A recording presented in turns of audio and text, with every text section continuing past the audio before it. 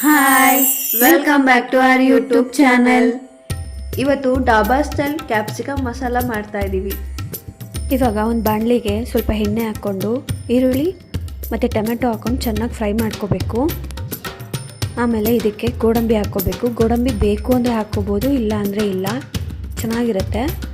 ಮತ್ತು ಅದೇ ಬಾಣಲಿಗೆ ಸ್ವಲ್ಪ ಎಣ್ಣೆ ಹಾಕ್ಕೊಂಡು ಕ್ಯಾಪ್ಸಿಕಮ್ ಒಂದು 50% ಚೆನ್ನಾಗಿ ಫ್ರೈ ಮಾಡ್ಕೊಳ್ಳೋಣ. ಕಡಾಯಿಗೆ ಸ್ವಲ್ಪ ತುಪ್ಪ ಮತ್ತು ಸ್ವಲ್ಪ ಎಣ್ಣೆ ಹಾಕ್ಕೋತಾ ಇದ್ದೀನಿ. ಇದಕ್ಕೆ ಜೀರಿಗೆ ಮತ್ತು ಶುಂಠಿ ಬೆಳ್ಳುಳ್ಳಿ ಪೇಸ್ಟ್ ಹಾಕ್ಕೊಂಡು ಚೆನ್ನಾಗಿ ಫ್ರೈ ಮಾಡ್ಕೋತಾ ಇದ್ದೀನಿ. ಹಸಿ ವಾಸನೆ ಹೋಗೋ ತನಕ ಚೆನ್ನಾಗಿ ಫ್ರೈ ಆಗಬೇಕು. ನಾವು ರುಬ್ಕೊಂಡಿರುವ ಈರುಳ್ಳಿ ಟೊಮೆಟೊ ಪೇಸ್ಟ್ ಹಾಕ್ಕೋತಾ ಇದ್ದೀನಿ. ಇದು ಸ್ವಲ್ಪ ಎಣ್ಣೆ ಬಿಡೋ ತನಕ ಚೆನ್ನಾಗಿ ಫ್ರೈ ಆಗಲಿ.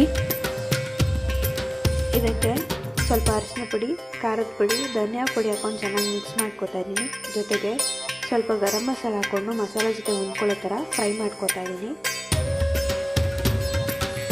ಇವಾಗ ಸ್ವಲ್ಪ ನೀರು ಸೇರಿಸ್ಕೊತಾ ಇದ್ದೀನಿ. ಜೊತೆಗೆ ರುಚಿಗೆ ತಕ್ಕಷ್ಟು ಉಪ್ಪು ಸೇರಿಸ್ಕೊತಾ ಇದ್ದೀನಿ. ಒಂದು 5 ನಿಮಿಷ ಇದನ್ನು ಮುಚ್ಚಿಡೋಣ. ಇದು ಚೆನ್ನಾಗಿ ಬೇಯ್ಕೊಳ್ಳಿ. ಇವಾಗ 5 ನಿಮಿಷ ಆಗಿದೆ. ಇದಕ್ಕೆ ನಾನು ಫ್ರೈ ಮಾಡ್ಕೊಂಡಿರೋ ಕ್ಯಾಪ್ಸಿಕಮ್ ಹಾಕ್ಕೋತಾ ಇದ್ದೀನಿ. ಈ ಕ್ಯಾಪ್ಸಿಕಮ್ ಎಲ್ಲ ಚೆನ್ನಾಗಿ ಮಸಾಲ ಜೊತೆ ಎಲ್ಲ ಹೊಂದ್ಕೋಬೇಕು. ಇವಾಗ ಒಂದು ಕುದಿ ಬಂದಿದೆ. ಇದಕ್ಕೆ ಸ್ವಲ್ಪ ಕೊತ್ತಂಬರಿ ಸೊಪ್ಪು ಹಾಕ್ಕೊಳ್ತಾ ಇದ್ದೀನಿ. ನೋಡಿದ್ರಲ್ಲ, dhaba style capsicum masala ready. ನೋಡಿದ್ರಲ್ಲ, ನೀವು ಟ್ರೈ ಮಾಡಿ. Thank you for watching. Like, share, subscribe.